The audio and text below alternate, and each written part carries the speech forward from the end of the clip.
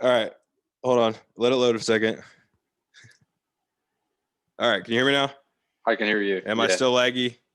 A little bit, but we'll have to deal with it. Yeah, that's fine. Anyways, we'll deal with it. It'll mess with me. Yeah. Am I lagging on your end then? No, I don't. That's why I think I don't know if it's like camera or I don't know, man. That's weird. I don't know. It's it the can't weirdest be thing. mine because I like this network's been really good so far. No, it's not like you're coming through perfectly on mine. So I don't know. I don't Oh, have an okay. answer. All So, right. I guess we'll see when it plays back. It might just sound weird. I might have to re-record mine, but whatever. No worries, man. That's all right. So, anyways, back to Again, thanks for taking some time. So I was difficult here. No worries, dude. How's homeownership, dude? What was the how's that go? It's good. I obviously, like, at the very beginning, I had no clue where to even start. Yeah. What have you done? Do you own a house or? No, we're living in Hazel. So we're actually moving to Charleston this summer, Charleston, South Carolina. No way. We're looking. We're gonna rent down there for about a year or so, but then the plans to move, to figure out where exactly we want to live and then buy. But dude, this market's crazy right now, especially if you're going somewhere you haven't been before. But yeah. that's definitely smart. So like I knew I was gonna be here 5 years, so yeah, I came up here. Obviously, being Cleveland, I had an idea, but came in here, and so the people who rented it before me, or before the previous owner rented it out, the people who were renting it were smokers. So the place just reeked of smoke. Cleaning walls. Yeah, so that was the big project. So I got in here. I'm looking around my bedroom right now because that was the big that was the big project. There was carpet too, so it smelled like smoke really bad when I got in here. I had to rip up all the carpet. Like, most of it's cosmetic, like nothing big structure. Structurally, it's a great house. Like, new electric, plumbing, everything's good. It was just like, okay, I've got myself into a lot of work here with paint. Yeah. Cool. It's easy stuff. Yeah. It's just time consuming when you're doing it alone. But yeah, no, it's been good, dude. Yeah, understandable. So where are you, like, not without too much info, but are you like in Cleveland downtown, or are you like in a suburb outside around there a little bit? So in my first year of residency, I'll spend, I think, 6 months at main campus. So I wanted to be, close to main campus, which is downtown pretty much. Yeah. But I also wanted to be able to get out to, like, my actual home hospital, which is South Pointe, which is in Warrensville Heights. And then also we cover call and surgeries at Hillcrest Hospital, which is up in Mayfield Heights. Okay. So it's like kind of a triangle if you know the east side of Cleveland. Yeah. And so I just kind of put myself right in the middle. So I'm east side. It's in South Euclid technically, but it's like right around the corner from University Square and like Notre Dame College. So nice. Yep. Well, now you found all that stuff. How was the what's the match process like? That's not something I'm familiar with, I guess. So how was that, and how did that? And honestly, even for people who go through it, there's people who go through it and like don't understand it. It's crazy. I try to explain it. It's like family and friends and everybody. And even now, it's like you match in March, but my graduation is in 2 days. Yeah. So I've known where I'm going for residency. I've been on rotations and stuff. But it's kind of like, what's the point? There's a point to it, but it's like, this is weird because I already know where I'm going for residency and I haven't graduated. Yeah. It's kind of a weird process. But so is the match like are you matching? Are you being matched to your residency? Like, is it pretty much is it almost like a placement? Like you're being placed in that residency? And yeah. Okay. So I'll go back to it's an algorithm. There's an algorithm to the match, and it's an archaic system that they've been doing for years. So in fourth year, you come into fourth year, and you hopefully by that time have a pretty good idea of what you want to do. I knew kind of going into medical school that I thought orthopedics was kind of the route for me. So going into fourth year, I started planning in the spring of third year, planning for fourth year, fall and summer. I started planning rotations in orthopedics. Obviously, COVID kind of threw a wrench into a lot of that, and so that was a nightmare. But I was able to get by and talk with my school and stuff and get stuff set up and everything. And so you go through that whole like first 4 or 5 months of the school year, from end of June to like November, and you're kind of like courting these programs. You go around, pick out 5 or 6 in my case, and I went there for 2 and 4 weeks at a time. And just kind of put my best foot forward. That's in surgery, especially. They want to see you in person because they want to see how you, work in an OR, or how you, handle rounds and how you handle just being on your feet all day and working with a bunch of residents and doing surgery. So that, you kind of have to show yourself in person there. And then after that gets done, then they come around and they interview you. And so interviews, if a program liked what they saw out of you, or even programs that I didn't go to, they'll offer interviews. And this year was all Zoom. In a normal year, you'll actually go out there and you'll interview with the program. This year it was Zoom. So you sit down, you go through panels and whatnot. Everybody does it a little different. You talk to program directors, you talk to residents. They'll grill you on orthopedic questions. In my case, they'll grill you on whatever. And then they'll also mess with you. Like you hear about like the NFL combine and they like throw weird questions at you. So they'll do that. They'll kind of like try and catch you off. Yeah, just catch you off guard. And so you go through that whole process. Like most of mine were December, January, maybe they trickle into February. And then by then they make a rank list, you make a rank list. And based on your rankings, the algorithm tries to match you to your top programs. If they have you high enough, say I rank a program 1, they rank me 1, it's a match right away. Say I rank a program 1, but they've got me at the bottom of the barrel. Then obviously it's going to go to someone else because that program doesn't really feel highly about me. Even if I really like them, the match algorithm tries to place me there, but it says no go, they don't want you. So somebody else might have them 3 or 4, but if their other programs have them lower and that program has them 1 and they have them 3, then somehow it's a mess. So I'm curious, then is there a way that you could potentially like almost miss a slot, like what you're saying? So in an example of like somebody has you in like a top position, but you had them at dead last. Like, could you possibly like, maybe they were the only one that had you in an interest level that would get you through the algorithm, and then you can maybe not even get matched? It seems like, I thought the same thing. I was like, can you rank yourself out of matching? Yeah. But is that a thing? And thankfully I didn't have to worry about that too much because I had some good signs going into it. But like, say I read something completely wrong and I rank like flip-flop of what these programs have, would I not match? But from what I've heard, it's like next to impossible to rank yourself out of a match, because if enough programs rank you highly, even if you put them, 1 through 5, the 5th one, you're still going to end up at the 5th one. Yeah. Okay. So it's all a numbers game, and it's all a probability thing. So the way that you can rank yourself out of a match is if somehow like only one program ranks you, you've ranked a bunch of programs, and only one program ranks you high, and somehow you rank them last. Yeah, that's how I could see it happening. But if you have enough programs rank you, it's like next to impossible. Yeah, got it. It's all about volume. Yeah, it's confusing, man. Yeah, and the whole process leading up to it's a mess, because people don't realize like there's a ton of people who go through medical school and they will graduate, and there's like not a handful, but like hundreds, thousands of people who graduate medical school and don't get a residency spot. Really? And have to come back around. Yeah, there are more medical school graduates. Is that due to the match, or is that due to the match? That's due to medical school classes expanding, international, Caribbean, osteopathic, MD, like all of them together come in to the U.S. and try and get slots through the U.S. medical, graduating medical system. So just a lot more competition. Residencies aren't expanding as big as medical schools are expanding at the same rate. Got it. Very, very interesting. Yeah. So you're doing orthopedics, right? Are you doing specific orthopedics, or like is it overall general orthopedics?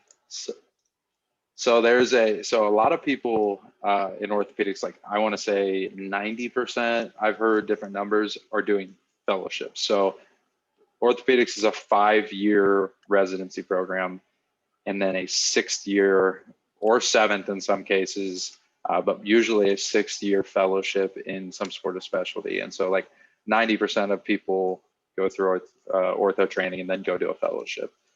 So you don't decide that.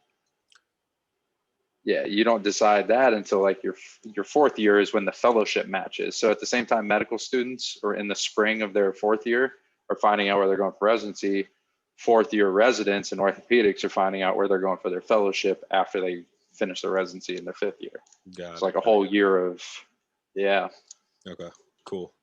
Well, it sounds like most people specialize. Just reading through, I didn't read through a ton of. I didn't go super deep. Just because of the, I mean, the information is just Yeah. a lot more intelligent than just a casual read. So, but Yeah. the most interesting, obviously, one is the dislocated testicle. And I don't know if you're allowed to speak too much on that. Well, obviously you published the article, but yeah. So how obviously in what I said, how the hell does that happen? Like, yeah.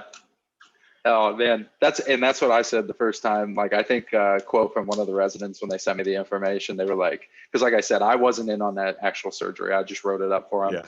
But I talked to a lot of people who were in on it, and I would have loved to have been. I've been in on pelvic fractures, pelvic ring injuries and stuff. And those are in and of themselves are really cool cases to work. They're tedious and long, and it takes a really skilled surgeon. But in this case, the one resident was like, yeah, dude, we got in there, you know, made an incision, and there's his testicle just tickling his colon, is what he said. His testicles tickling his colon. I mean, it was completely dislocated. Like, so when you say dislocated, and if people want to read it, I have in my bio. And like, it's, again, there are people out there who have published a ton of stuff. I published this one research, like this one review. I've done a couple other things, presented places and everything, but like, I have a fraction of the research some people have. Some people will laugh like, oh, just that one article, but like, this article is really interesting, thankfully. And yeah, so it was completely dislocated. And so a lot of these injuries happen from fuel tank injuries, so motorcycle accidents. First off, don't ever ride a motorcycle. No, between breaking your leg. Yeah. It's bad news, man. I've seen the worst things I've seen come from motorcycle accidents. But I believe what happens is, if you think about like a fuel tank, you're straddling it, and front impact just hits you in the groin. And then, you know how like, it's weird, but like you stroke the inside of your thigh, you know how like your testicle rise, like there's that cremasteric reflex. Yeah. It's, you know, you can't control it. They think that there's some sort of contribution from the cremasteric reflex, the cremaster muscle actually in the testicle or in the scrotum, that like reflexively pulls the testicle up through the inguinal canal into your stomach. Along with, is that sometimes like they get along with the force, obviously, of the impact, and then just being also being pulled up in it? They propose that it's a combination. Interesting. Yeah. That's very interesting. Yeah. Is that what you say? That's so. Yeah, obviously, like. Go ahead. What was that? I was gonna ask if you would consider that one of the most outlandish or interesting things you've seen, or if there's been anything that competes with that you've, you know. It sucks because like I said, I didn't see that in person, but I've seen traumas where you see the crazy stuff, man. Really? And ortho trauma, yeah. I've seen some mangled legs. There's just a lot of mangled legs that come in. And then there's stuff that you see on x-rays that you can't see with the naked eye, but you see it on x-ray and you're like, whoa, that's bad. But the big open and just like mangled legs, those are pretty shocking every time. That's crazy. Wow. Sorry to bring that in. Yeah. Anyways. Man, that's cool. Yeah. Well, anyways, off of this stuff, I've obviously played football in college. You've always, in general, I mean, been more in the top tier of healthier people, and in our not age. When I was little, man. I was a fat little kid. Dude, I remember it might have been like 6 we played AYFL together. Yeah. We were D linemen, and I remember Archie. Remember Coach Archie, dude? Yeah, dude, Archie Johnson. That guy was guy was up your ass. Ben Benedetti, those two guys. Yes. Yeah. Oh my goodness, man. If you ask my parents to this day, they still remember Archie yelling, McConaughey. They remember that. That's hilarious. Dude, he really was. It was like, I remember wasn't it you and Mal, like you guys played tackle, and I just was right there in the middle of the nose. It was like, we were like huge though. I mean, like you guys were massive in 6th grade. So like, we were a large line. No, but I remember I think it was Sky at one point was like, yeah, dude, I think Bernhard's going to play quarterback next year.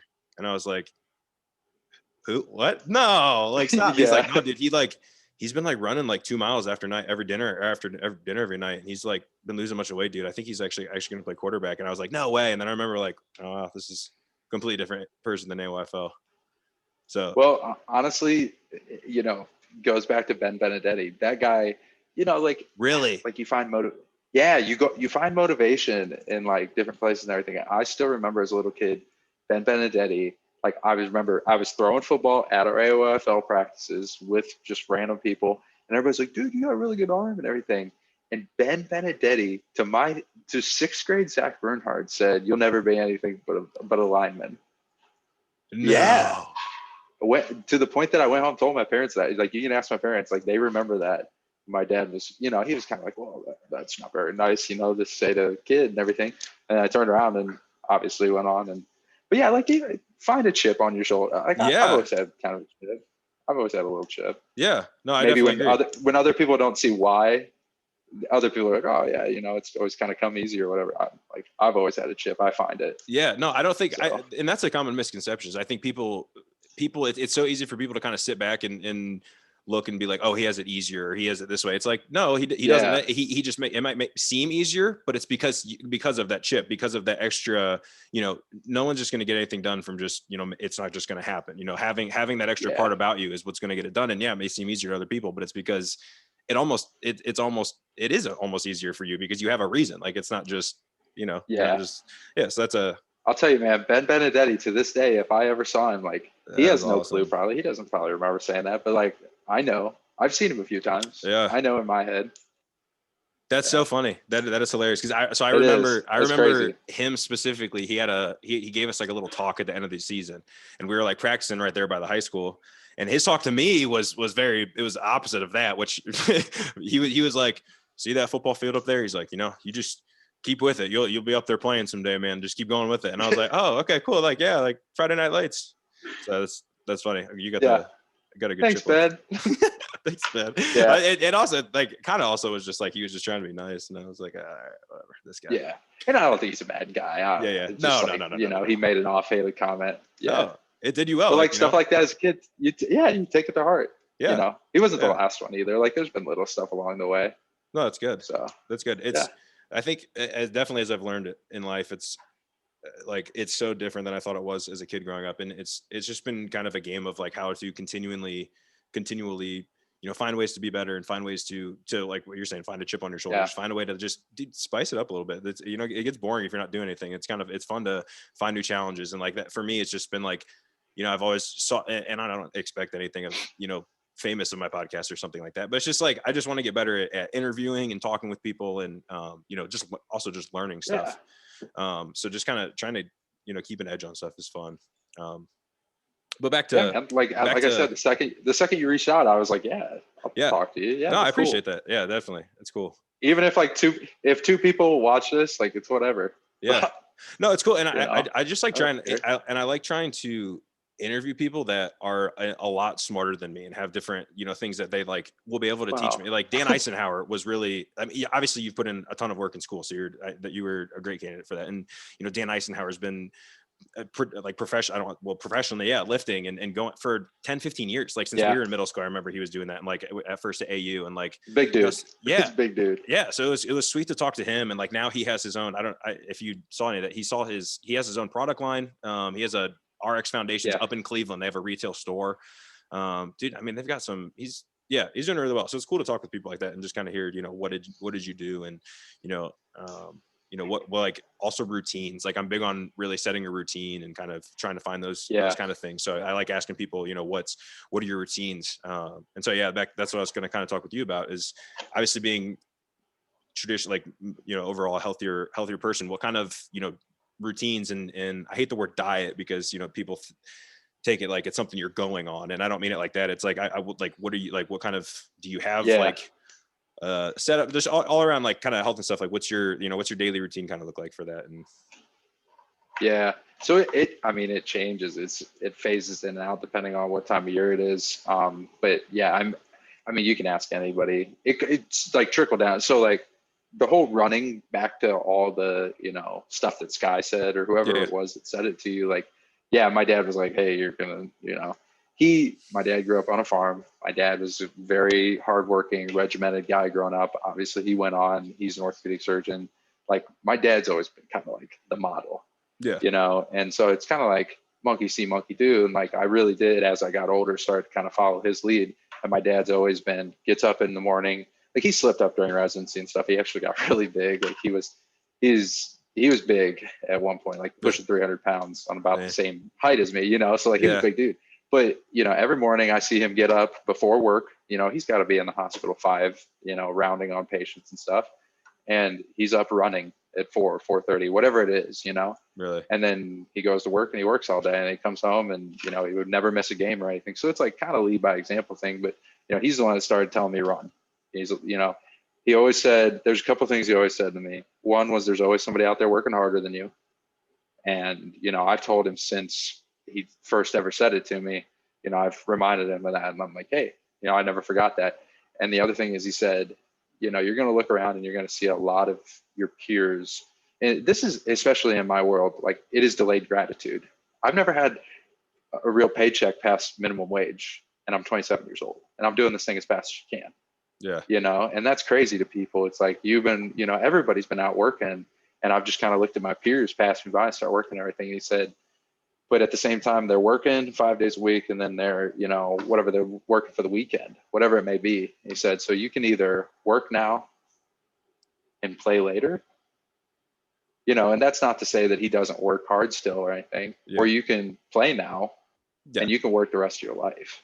Yeah. And so, you know, I think I've lived a really balanced life, but I've also just worked my ass off from, you know, from day one. And I feel like it's what's gotten me to here. So, you know, it starts with running in the morning, whatever it may be. And once I got to college, I didn't really have that choice. Like A.G. Kruger, guy's nuts, Olympic hammer thrower. But I mean, the best thing I ever did was stay in Ashland and go through the redshirting process at AU and play football there because they were getting me up, you know, 2-3 days a week, 4 or 5 in the morning, go to lifting, and just like you have to be comfortable with being uncomfortable. Is kind of what I've always said too. And they got me comfortable with being uncomfortable because then you go 4 or 5 a.m. run, you know, puke, whatever it is, and then you go to class and everything. It's like other than being shot at or serving our country, like it is probably pretty close to being, you know, as close to the military as you can get. So it's like I went through that then. Yeah, so I went through that then for 5 years. And before I know it, I come out on the other side and it's like, it's just a part of you, you know, sports and athletics, like you played with me, we played growing up and stuff. And like, it really does, it instills a lot of good things in you. So long story short, you know, I carried that over into medical school. And once I got into medical school, it was like, wow, I've never studied a day in my life. I've always kind of gotten by on being smart and whatnot. I thought I studied in college, but I never did. So it's like, I struggled that first year of medical school, but the one thing I didn't let slip was, you know, my health. So, and to the point, like even in college, my mom at one point, it was before I got into medical school, I remember my mom saying to me, like, maybe you should stop working out so much and maybe you should study a little more and that gets you into medical school. I was just like, you know, and that's my own mom saying stuff like that. And it's like, I keep tabs on stuff. So it's like, oh, well, but then now, you know, I've balanced it and gotten to here, but, you know, got to medical school and was like, what time of day do I have to myself no matter what? And that's first thing in the morning, because you never know, like throughout the rest of your day. And I knew I needed to create good habits in medical school that would carry over into my clinical years in years 3 and 4, because when you're out on rotations, you are, for lack of a better term, you're the resident's bitch. Okay. So when the resident leaves, you are, because if you think about it, the attendings, the residents are the attendings bitches. So there, I don't know if I can cuss on here either. Dude, yeah, you're totally fine. Like, yeah, absolutely, yeah. Okay. So I mean, as long as you're okay with, I'm going to post it on YouTube. So whatever you're cool being on YouTube. So the attendings run the roost. Okay, and they tell the residents what to do. And when the attending leaves, the attending leaves. You know, he might be on call, he might get some phone calls, but the residents, they're there. You know, whether it's 24-hour, whatever it is. When the next resident leaves, a lot of times you just tag on to the next resident. Really? You know, you don't necessarily leave on the resident. So it's like, you are truly not on your own schedule. And so I knew, like, I never know when my day's going to end. You don't know what surgery is going to come in, what, you know, this or that might come in. So the only time I had protected myself was that first thing in the morning before I had to be at work. That's it. Yeah. And it's like when I was most alert, and I've always been a morning person. So when things are normal, like I said, long story short, when things are normal, it's like I was getting up 4:30 in the morning, getting my workout in, and then getting to the hospital or to the clinic, whatever it had to be, working all day and then coming home. And in the third year, you have, after every rotation, you have an exam. pass all the board exams you take, you have a shelf exam for that specific rotation. And so I would do like an hour or two in my third year after, all of that. And then I'd try and go to bed 9 or 10 o'clock and just, rinse and repeat. And I knew that's obviously not healthy, but it was regimented. And, I've learned more, like I wear one of these, the fitness trackers, the Whoop strap and everything. And like, that's been really cool if you're like a numbers nerd and everything. Just getting to see, like, I actually found last year when I was working 80, 100 hours doing audition rotations and stuff, trying to impress these programs and everything. I mean, I was sleeping 5-6 hours a night, but I was actually, because I was so exhausted, I was still getting probably the same amount proportionate of REM and deep sleep. Wow, that's so very interesting. So when I hit the sheets, I was out. Wow. Yeah, so almost I was like getting in total, I was more efficient. Yeah. I was sleeping more efficiently. Yeah, dude. That's funny that you said that, because Molly calls me crazy, but I truly believe that for me personally, the best amount of sleep is like when I get, and only when it's solid, but when I get 5 to 6 hours of sleep, and that's like maybe closer to 6, but if I get 6 hours of sleep and I wake up like on the dot, like I feel absolutely great. If I get any more than that, it's almost like I've been sleeping too long and it's difficult to wake up. Yeah. Interesting. And so I think like there's this misconception in medical school, and like everybody crams and like, oh yeah, I pulled an all-nighter and everything. Like if you do that in medical school, there is a handful of people who are just like savants. Like they really are. They can do whatever and they just know everything. But like I have never gotten anything out of that. And sometimes it's just better just to go to bed and start early. Yeah. Just push the reset button. Like, and our own hormones like show us that. Like we are built that way. I firmly believe this. Everybody's a morning person. Everybody is. Even if you say you're not, your hormones say you are. It's habits, and like you can't argue it. Yeah. Some people may be more in tune to it than others, but it is a habit, and it's something that if you're not going to do it for a month, you can never say you're actually a morning person unless you try it for an extended period of time. But your hormones, your cortisol, your everything, you are going to be your most alert, 6 to 9 in the morning. Like, yeah. So I read this book called what's it called? The Miracle Morning Savers, I believe is an audiobook that I read. Basically the principle is SAVERS, SAVERS. It's you wake up, a silence, A, like affirmations, V is vision. So you just visualize what you're expecting. E, exercise, R, read, and S, scribe. So it's just that getting, spending that time in the morning to yourself to in silence, meditate a little bit, think about it, exercise, read, and then just kind of put your thoughts into words and kind of plan out your day ahead of you and stuff like that. And their biggest key is what you said about how you think everybody's a morning person. They talk about that because they say so many people consistently say, oh, I'm not a morning person. And so then they just believe they're not a morning person. It's a pet peeve of mine, man. Like it really is. It gets to me. Yeah. Cause I do believe everybody's that makes a lot of sense. Plus, like you're saying, the science points to that too. So yeah. No, and like saying all this, like I should like disclaimer, like, it probably sounds like, wow, this guy's like crazy, like, but everybody slips, like, and that's why I try to tell people too. It's like, wow, don't you ever just like unwind or like take it easy or something. It's like, because I am so like efficient, or like because it become so habitual in being efficient, like because of that, I gain time elsewhere that I can then unwind, or I can I feel okay just completely turning it off because I know that I've busted it every other, like there's no wasted time maybe during the week, but then like because of that, I've earned myself that extra time on the weekend that, and it's like, I don't eat that strict of a diet, but because I'm consistent with the working out and consistent with, I have a good idea of like when to eat certain things and everything. It's almost not even so much what you eat, it's when you eat.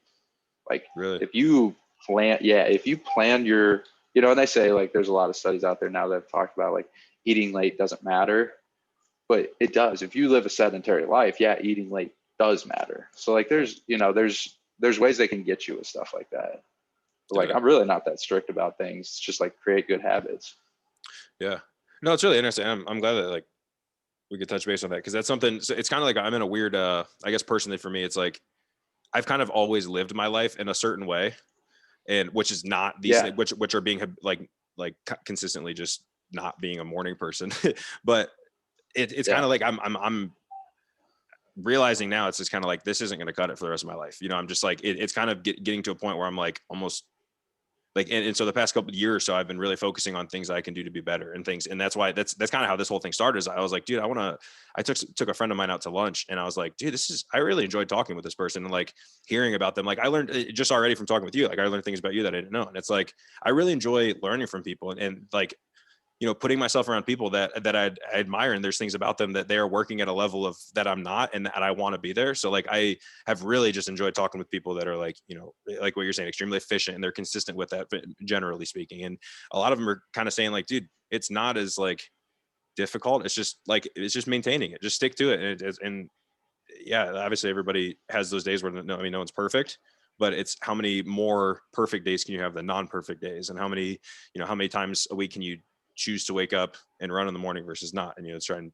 to find that balance of being better. And so do you have any physical like goals or anything? Like, so David Goggins is I'm reading his book right now as well, and does all these crazy runs, dude. And it's like, obviously it's very motivating. I know that to go guy. sign up for a marathon, but obviously that's not in my wheelhouse. But is there like he does have you got to be realistic. Like, that's going to get people hurt. Yeah, exactly. No, he is. So are there, do you have anything like that you're kind of like, were you in CrossFit for a little bit? Is that?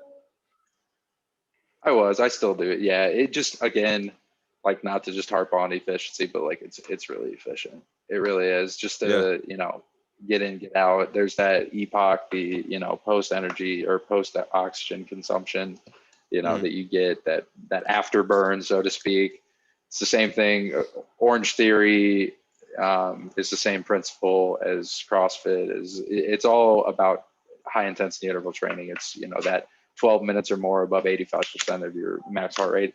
There's a bunch of science to it, but bottom line, that is what's going to get you the most efficient work. And then if you add like the difference between like say like an Orange Theory, I'm just using these examples because I've talked to my girlfriend about this and she does Orange Theory, and she's explained it to me like it's something different. I'm like, no, that's literally like it's the same principles. It's all about manipulating your metabolism and your heart rate and everything. It's just CrossFit really is more functional in its motions. It's more expansive.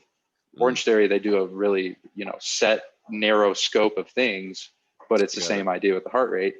But CrossFit, you expand, you do a lot of functional movements and everything. And then on top of that, there's a lot of Olympic lifting and the strength training. So it's like a combination. It really is a hybrid. But I can get, all of that stuff in 45 minutes. And not only can I still strength train and actually, increase strength and muscle mass, as long as you're eating the right stuff, but you also are just like, you are getting so much more out of that cardiovascularly than you are going on a 30 or 45-minute run. Now, don't get me wrong, I ran 3 miles today. Like, it just depends on day of the week and everything, but I had the time today, and I haven't done that. I mean, I haven't run more than 2 miles probably in a month. But today I went out and jogged 3 miles, and it's because I've been doing the interval training. It wasn't really my heart. My heart was fine. It was more so my calves and my legs weren't used to that long endurance running. So yeah, I mean, it's just kind of keeping the body guessing. But it really is efficient. And as far as like goals, I don't know. I did the open for a while, and that's kind of what got me into CrossFit, the efficiency, but also too, it was like something I could kind of compete at because you can like standardize it. But you quickly realize that these professionals are like, they're just like a professional athlete. Like they are freaks. There's a reason why they are who they are, and you are who they are. Yeah, you are who you are. So like you quickly find out like you're competitive in your own right, and you might be in the top 1% of fit, people in this earth, but you're not the top 1% of CrossFitters. Like there's a very different. That's very different. So like I track weights and I track times and stuff, and it's more so just for my own health than it is anything else. I'm not nearly as strong as I used to be when I was playing football, but I'm also but pound for pound, you don't need to play football anymore. Yeah. No, that's fair. Yeah. So I guess we kind of talked about your keys, but like I'm also curious about when I don't have a incredibly trained attention span. So like when you're focusing and you're trying to kind of get in, are there certain things that help you stay motivated, or kind of what are your triggers that like, or even when running or something like that, when you're like, you hear that voice in your head, like, oh, why am I doing this? Like, what do you say, or how do you mentally respond to like, I guess your own adversity? Yeah, man, that's a really good question, because like running for distance, if I got up every day and ran 3 miles in the morning like my dad, I'd just count me down, man. That's it. I couldn't do it. So like it is something about the variety first off that just keeps me, keeps me coming back for workouts and stuff like that. But man, I don't know. It really is.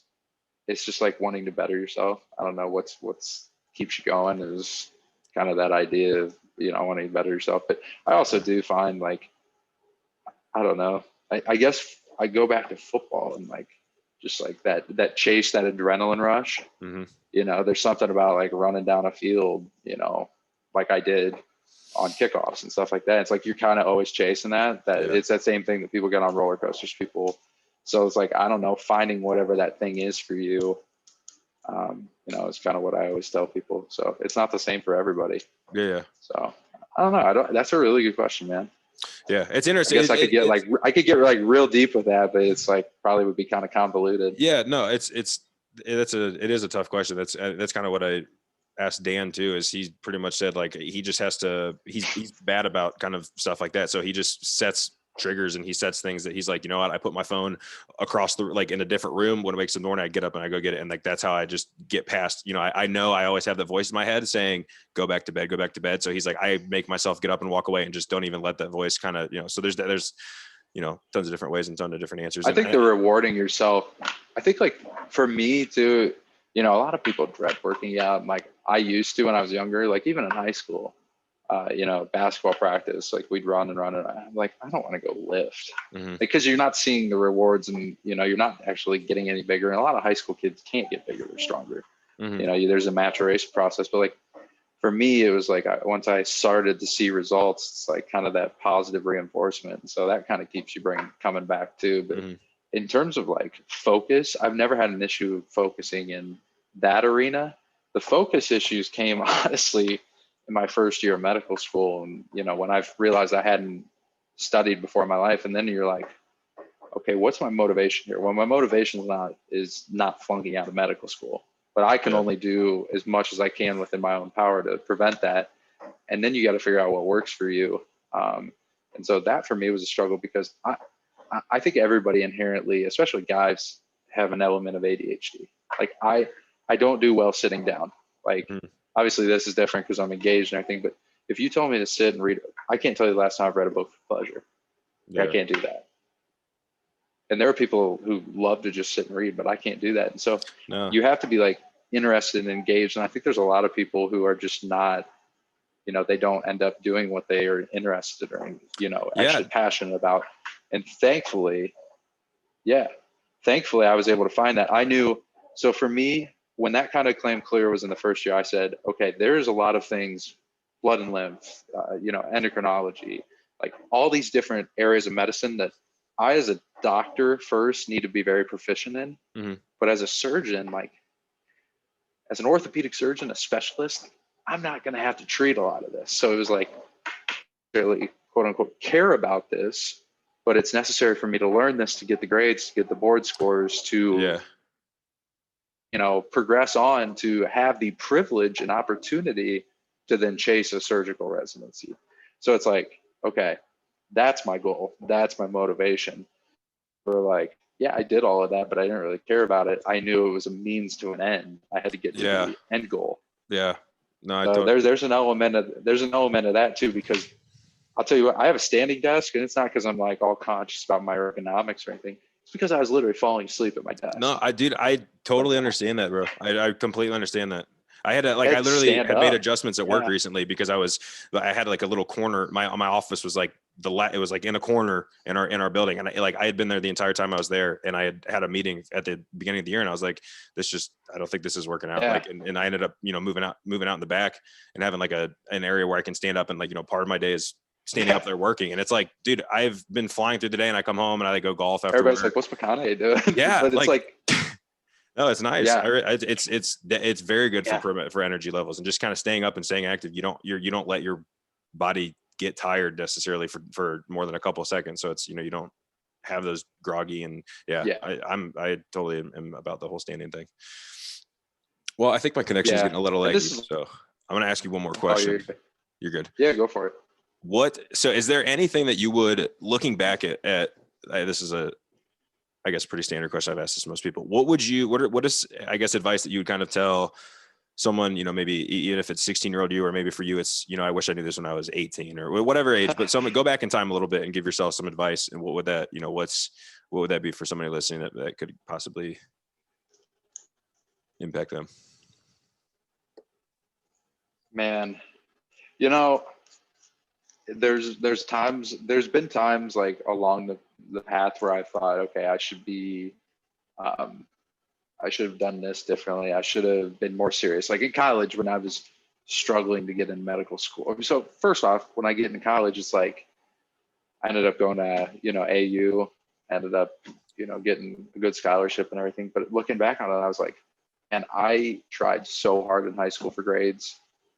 It tried hard, relatively speaking. I mean, you still could like fall asleep in a class. Yeah. But like I tried really hard and, had a great grade point and everything. And looking back, it's like, I probably missed out on some stuff in high school that I could have, if I had taken it a little easier, been a little less uptight, maybe I missed out on some stuff. So going to college, I'm like, man, maybe don't be in college. And I'm like going through and I'm like, well, I may not get into medical school here, so maybe I need to focus up more. So then you're like arguing with yourself, like you went from this uptight person to someone who's not taking care of business now. Yeah. And I only got one medical school, I barely got it done. So it's like you go through saying, oh, I should have been more serious. I should have been more lax. I should have been more serious. I should have been more. I think my recommendation to anybody, including myself or anything, is just do what feels right at the time. Because I've always said, if you work hard, good things come to people who work hard and who are patient. So if you're always putting in the work, whether you feel like at the time you're being uptight, whether you feel like at the time you're being too lax, you're doing what you think you need to do at that time. So yeah. I mean, it's kind of a weird, existential. I think it kind of comes back to but I think it goes back to will be. Yeah, you're. I guess what we talk about with efficiency though is just like finding, there were certain things that you realized you didn't necessarily have to do in high school, but and finding that middle balance was obviously the best. But there were certain things that you were finding. Yeah, just learning every step of the way. Yeah, that's good. Yeah, that's good. Yeah, cool, man. Well, I don't know. But honestly, man, I can hear you. You're good.